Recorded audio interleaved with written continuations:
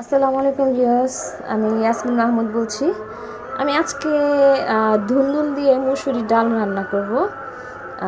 এটা আপনাদেরকে দেখে, এটা অনেকেই পারেন, তারপরে দেখাচ্ছি।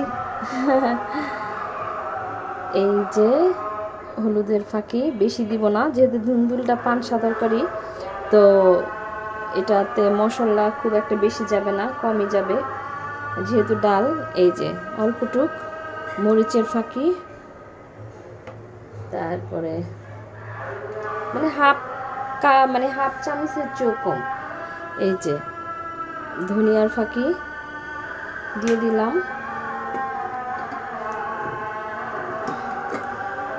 তারপর দিয়ে দিচ্ছি এখন এই তেলটা আপনারা আপনাদের পরিমাণ মতো দিবেন, মশলাটাও আপনারা আপনাদের পরিমাণ মতো দিবেন।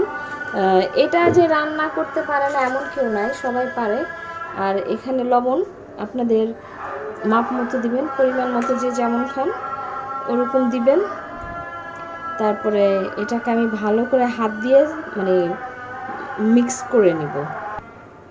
ভিউয়ার্স, এই যে ধুন্দুলটা আমি দিয়ে দিলাম, আগে পেঁয়াজ মরিচ গুলাই করেছি, আর এই যে ধুন্দুলটাকে আমি এইভাবে কেটেছি, হ্যাঁ এইভাবে কেটেছি।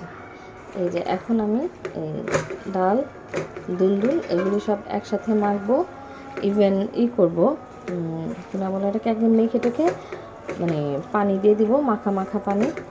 যেহেতু আমি এটাকে ঝোল রান্না করব না, এটাকে আমি ভুনা রান্না করব। কারণ আমি ঝোলটা খেয়েছি, কিন্তু ভুনাটা আমি খাইনি। ভুনাটা আমি খেয়েছিলাম, আমি 10-12 দিন আগে হাওড়ে গিয়েছিলাম, টাঙ্গুয়া হাওর। তো ওইখানে আমি বোটে খেয়েছিলাম, ওখানকার বাবুচিরা রান্না করেছিল। আমার এখনও মুখে লেগে আছে ওদের এই ধুন্দুল দিয়ে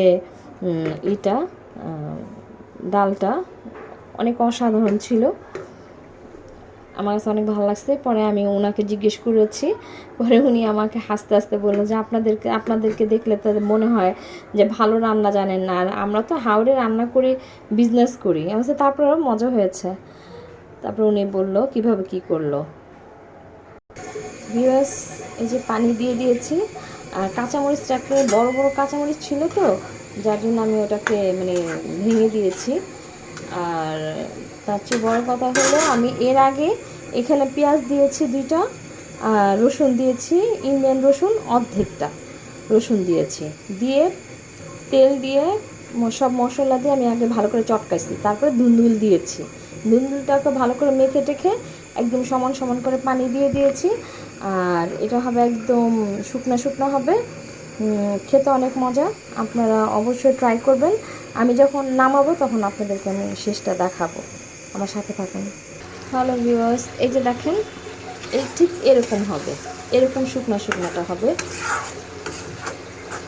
এর চেয়ে বেশি না। এখন আমি হালকা পাতলা ধনিয়া পাতা দিয়ে দিচ্ছি, বেশি না, হালকা অল্পটুকু ধনিয়া পাতা দিয়ে এটাকে এখন আমি একটু নেড়ে চেড়ে নামিয়ে ফেলবো।